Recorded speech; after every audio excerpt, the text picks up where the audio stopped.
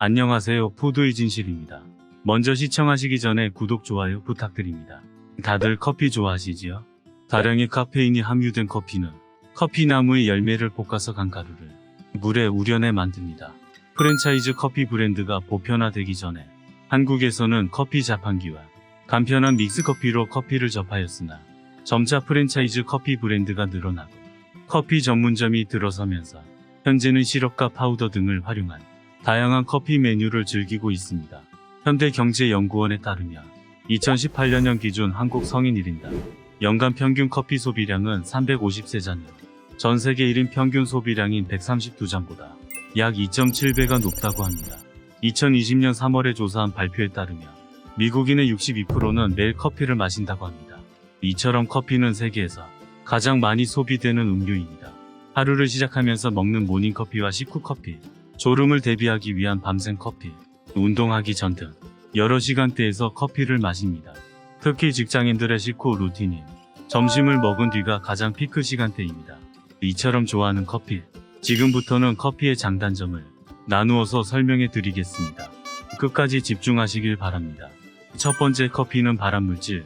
2018년 3월 미국 캘리포니아 법원은 90여 개의 커피 전문점에 커피의 발암 위험성을 알리는 경고문을 부착하라고 판결했습니다. 뭐요? 이 판결에 전 세계가 엄청난 충격을 받았습니다. 다행히 캘리포니아주 정부는 그 이듬해 6월 커피와 심각한 발암 위험 사이에 아무런 연관이 없는 것으로 결론을 내리고 발암 경고문을 부착하여야 하는 법적 요건에서 커피를 제외함으로써 자연스럽게 문제를 해결하였습니다. 여기서 문제가 됐던 게 아크릴아마이드입니다. 우리가 마시는 커피는 반드시 열을 가하여 커피 생콩을 볶는 과정을 거치게 됩니다. 볶아진 정도에 따라 커피의 향과 맛은 엄청나게 차이가 나고 여러가지 화학 성분을 만들어냅니다. 여러 연구 결과에 따르면 커피류는 감자 스낵 다음으로 아크릴아마이드 함량 수치가 높게 나타나고 있습니다. 아크릴아마이드는 무색무취의 결정성 고체로 화학적, 산업적 용도로 널리 사용되는 물질입니다. 정수시설이나 폐수시설의 응집제로도 씁니다. 사람 신경계에 이상을 일으키는 물질로 알려져 있습니다.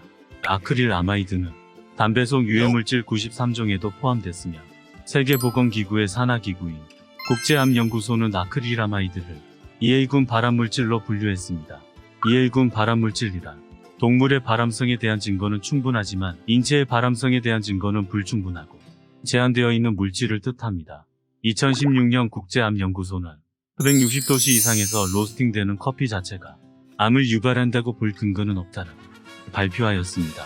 2019년 캘리포니아주 정부는 커피를 발암 경고문 부착 법적 요건에서 제외하는 주의 법규에 커피를 로스팅하는 과정 또는 커피를 추출하는 과정에서 약이 되거나 본질적으로 내재되어 있는 커피 속 화학물질에 노출된다고 하여 중대한 발암 위험이 있는 것은 아니다 라고까지 명시한 바 있습니다. 우리나라 보건당국도 소비자들이 지금까지 커피 소비 행태를 유지해도 문제가 없다라는 입장을 견지하고 있습니다.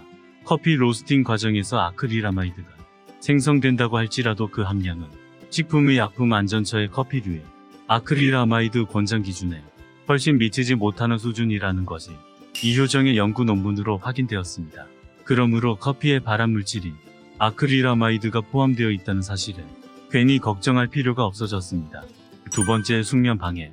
각성 효과로 인해 활동적인 부분에서는 도움을 주지만 카페인이 분해되지 않았을 때는 중추신경을 자극하기에 밤에 숙면을 방해합니다.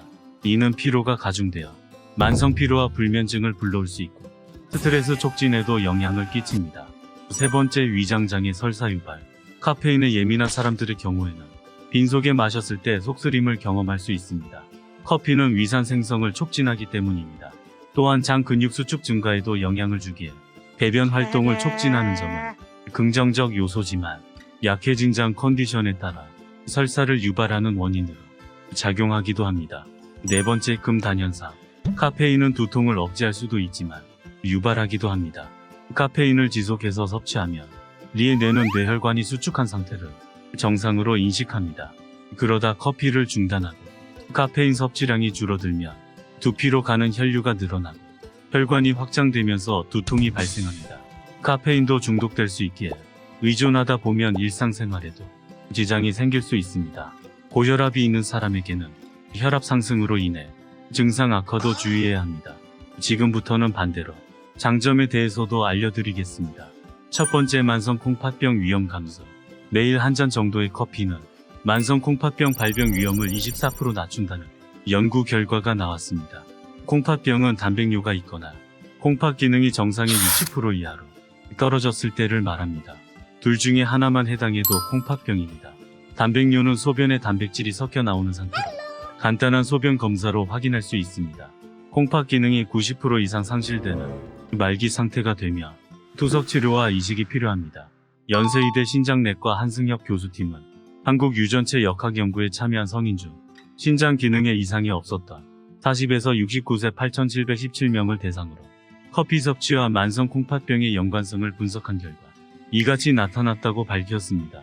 연구팀은 커피와 신장 질환의 인과관계를 확인할 수 없지만 커피 성분에 들어있는 항산화, 항염증 등의 효능이 신장 손상을 예방하는 긍정적인 효과를 냈을 수 있는 것으로 추정했습니다. 두 번째, 운동 능력 향상. 운동 전 섭취한 카페인은 지구력과 활동 속도를 높여줍니다. 순간적인 에너지와 신체 컨디션 향상에도 도움이 되어 더 오래 운동을 지속할 수 있습니다. 스포츠 훈련이나 경기 전에 선수들이 커피를 마시기도 하는데 실제로 2020년 국제 스포츠 영양과 운동 신진대사전은 운동 전 아마추어 사이클 선수에게 커피와 카페인이 없는 음료를 각각 제공하여 운동 능력을 평가했습니다. 커피를 섭취한 그룹의 운동 능력이 1.7%가 높은 것으로 나타났습니다. 세 번째, 다이어트. 블랙커피는 한 컵당 열량이 2kcal에 불과하여 다이어트 시에는 블랙커피를 섭취해야 합니다. 우리의 몸에는 잉여지방인 백색지방과 체온 조절을 위해 열을 발생시키는 갈색지방이 존재하는데 커피가 갈색지방을 활성화하면서 체중 감량 및 운동 효과를 높일 수 있습니다. 네 번째, 우울증 개선. 낮은 도파민 수치는 피로감과 우울감, 무기력을 불러일으킵니다. 카페인은 뇌에서 쾌감 호르몬인 도파민 생성을 자극하여 우울증 환자의 기분을 더 나아지도록 돕습니다. 커피를 마시면 피로감이 해소돼 활력이 돋고 기분이 향상되는 이유와도 같습니다. 다섯 번째, 두통 치료. 카페인은 두통 완화를 목적으로 의학적으로도 사용됩니다. 과도한 혈류량으로 생기는 혈관성 두통은 뇌에 있는 신경을 압박하는데 카페인이 뇌혈관을 수축시키기 때문에 두통약에도 소량으로 들어갑니다. 다른 진통제와 함께 복용 시 체내 흡수율을 높여 두통 완화 효과도 증가합니다. 단기적으로 볼 때 긍정적인 효과들이 장기적인 경우에는 해로울 수 있습니다.